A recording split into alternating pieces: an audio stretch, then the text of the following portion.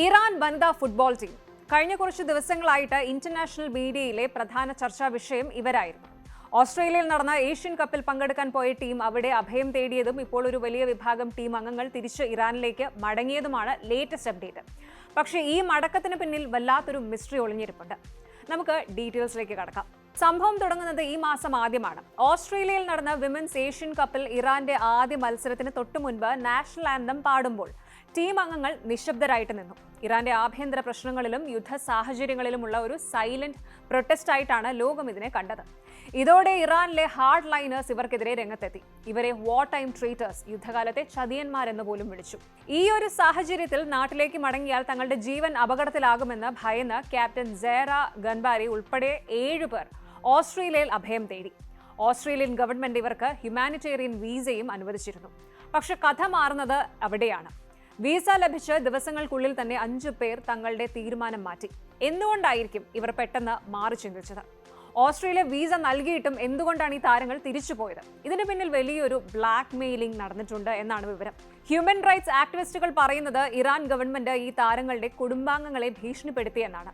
അവരുടെ മാതാപിതാക്കളെ ചോദ്യം ചെയ്യാനും പ്രോപ്പർട്ടികൾ കണ്ടുകെട്ടാനും നീക്കങ്ങൾ നടന്നതായി റിപ്പോർട്ടുകളുണ്ട്. തിരിച്ചു വന്നില്ലെങ്കിൽ നിങ്ങളുടെ മാതാപിതാക്കളെ വെറുതെ വിടില്ല എന്ന ലെവലിലുള്ള പ്രഷർ താരങ്ങൾക്ക് മേലുണ്ടായിരുന്നു.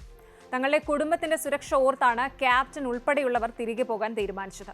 മാർച്ച് 18-ന് ഇവർ മലേഷ്യയും തുർക്കിയും വഴി അതിർത്തി കടന്ന് ഇറാനിലെത്തി. ഇന്നലെ, അതായത് മാർച്ച് 19-ന് തെഹ്റാനിലെ ബലിയാസർ സ്ക്വയറിൽ ഇവർക്ക് ഗംഭീര സ്വീകരണമാണ് ഗവൺമെന്റ് നൽകിയത്. മൈ ചോയ്സ് മൈ ഹോംലാൻഡ് എന്ന ബോർഡുകൾക്ക് മുന്നിൽ ഇവർക്ക് പരേഡ് നടത്തേണ്ടി വന്നു. ഇത് ഗവൺമെന്റിന്റെ ഒരു വലിയ PR വർക്കാണെന്നാണ് ഇന്റർനാഷണൽ മീഡിയ പറയുന്നത്. എല്ലാവരും അടങ്ങിയെന്ന് ചോദിച്ചാൽ ഇല്ല. ഇനിയും 2 പേരുണ്ട്. ഫാത്തിമ പസന്ദീദെ, ആതിഫെ റമസാനി സാദെ എന്നിവർ ഇപ്പോഴും ഓസ്ട്രേലിയയിൽ തന്നെയാണ്. ഇവർ ബ്രിസ്ബൻ റോർ ക്ലബിനൊപ്പം ട്രെയിനിങ് തുടങ്ങിക്കഴിഞ്ഞു. തങ്ങളുടെ സുരക്ഷയും കരിയറും മുൻനിർത്തി ഇവർ മടങ്ങില്ല എന്ന് ഉറപ്പിച്ചു കഴിഞ്ഞു. തങ്ങളെ ആരും നിർബന്ധിച്ചതല്ല എന്നും സ്വന്തം ഇഷ്ടപ്രകാരമാണ് അവിടെ തുടരുന്നതെന്നും ഇവർ വ്യക്തമാക്കിയിട്ടുണ്ട്. ഇനി വലിയൊരു സംഭവമുണ്ട്. ഈ ടീം അംഗങ്ങൾ ഇറാനിൽ ലാൻഡ് ചെയ്തതിന് തൊട്ടു പിന്നാലെ അവിടെ 3 യുവാക്കളെ തൂക്കിലേറ്റിയ വാർത്തയാണ് ഇപ്പോൾ ഇന്റർനാഷണൽ മീഡിയ റിപ്പോർട്ട് ചെയ്യുന്നത്. ഈ ജനുവരിയിൽ ഇറാനിൽ നടന്ന ആന്റി ഗവൺമെന്റ് പ്രൊട്ടസ്റ്റുമായി ബന്ധപ്പെട്ട് അറസ്റ്റിലായ 3 പേരെയാണ് ഇന്നലെ, അതായത് മാർച്ച് 19-ന് ഇറാൻ ഭരണകൂടം തൂക്കിലേറ്റിയത്. ജനുവരിയിലെ പ്രതിഷേധങ്ങളിൽ പങ്കെടുത്തു എന്നതായിരുന്നു ഇവർക്കെതിരെയുള്ള കുറ്റം.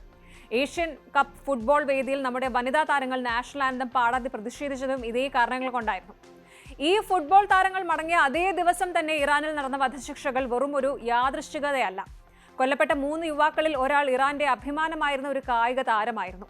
സാലി മുഹമ്മദി, വെറും 19 വയസ്സ്. ഇറാന്റെ നാഷണൽ റെസ്ലിംഗ് ചാമ്പ്യനായിരുന്നു സാലി. 2024-ൽ റഷ്യയിൽ നടന്ന അന്താരാഷ്ട്ര മത്സരത്തിൽ ഇദ്ദേഹം മെഡൽ നേടിയിട്ടുണ്ട്. ജനുവരിയിലെ പ്രതിഷേധത്തിനിടെ ഒരു സുരക്ഷാ ഉദ്യോഗസ്ഥൻ കൊല്ലപ്പെട്ടതുമായി ബന്ധപ്പെട്ടാണ് സാലിനെ പ്രതി ചേർത്തത്. തന്റെ കൈകൾ തല്ലി ഒടിച്ചാണ് പോലീസ് കുറ്റസമ്മതം നടത്തിയതെന്ന് സാലി കോടതിയിൽ പറഞ്ഞിരുന്നു. പക്ഷേ ഇന്നലെ പുലർച്ചെ ക്വാം നഗരത്തിൽ ഇദ്ദേഹത്തെ പരസ്യമായി തൂക്കിലേറ്റി. സായിദ് ദാവൂദി, മേദി ഖാസെമി ഈ 2 യുവാക്കളെയും സാലിനൊപ്പമാണ് ശിക്ഷിച്ചത്. ദൈവത്തിനെതിരെയുള്ള യുദ്ധം എന്ന കുറ്റമാണ് ഇവർക്കുമേൽ ചുമത്തിയത്. ഈ വാർത്ത കൂടി അറിഞ്ഞതോടെയാണ് ഓസ്ട്രേലിയയിൽ തുടരുന്ന ഫുട്ബോൾ താരങ്ങളുടെ സുരക്ഷയെക്കുറിച്ച് ലോകം കൂടുതൽ ആശങ്കപ്പെടുന്നത്. ഇന്നലെ 3 പേരെ തൂക്കിലേറ്റിയ ഒരു ഭരണകൂടം ഈ താരങ്ങളെ വെറുതെ വിടുമോ?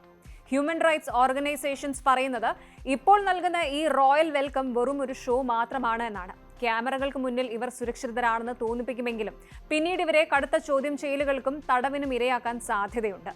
ഇറാനിലെ സെക്യൂരിറ്റി ഏജൻസികൾ ഇപ്പോൾ ഈ താരങ്ങളെ സൂക്ഷ്മമായി നിരീക്ഷിച്ചുകൊണ്ടിരിക്കുകയാണ്. സ്പോർട്സും രാഷ്ട്രീയവും തമ്മിൽ ഇത്രയേറെ കൂടിച്ചേർന്നൊരു സാഹചര്യം അടുത്ത കാലത്തൊന്നും നമ്മൾ കണ്ടിട്ടില്ല. കുടുംബത്തിന് വേണ്ടി സ്വന്തം ജീവൻ റിസ്കിലെടുത്ത് മടങ്ങിയ താരങ്ങൾക്കായി നമുക്ക് പ്രാർത്ഥിക്കാം. ഇറാനിലെ ഈ വധശിക്ഷകളും മനുഷ്യാവകാശ ലംഘനങ്ങളും എന്ന് അവസാനിക്കുമെന്നത് ഇപ്പോഴും വലിയൊരു ചോദ്യചിഹ്നമാണ്. ഒരു രാജ്യത്തെ പ്രതിനിധീകരിക്കുന്ന കായിക താരങ്ങൾ തങ്ങളുടെ സുരക്ഷയ്ക്കായിട്ട് മറ്റൊരു രാജ്യത്ത് അഭയം തേടേണ്ടി വരുന്നത് ശരിക്കും സങ്കടകരമായ കാര്യമാണ്. കുടുംബത്തെ ഓർത്ത് മടങ്ങിയവർ അവിടെ സുരക്ഷിതരായിരിക്കുമോ അതോ ശിക്ഷിക്കപ്പെടുമോ എന്ന് വരും ദിവസങ്ങളിൽ നമുക്കറിയാം. കൂടുതൽ വാർത്തകൾക്ക് News 18 കേരളം യൂട്യൂബ് ചാനൽ സബ്സ്ക്രൈബ് ചെയ്യുക.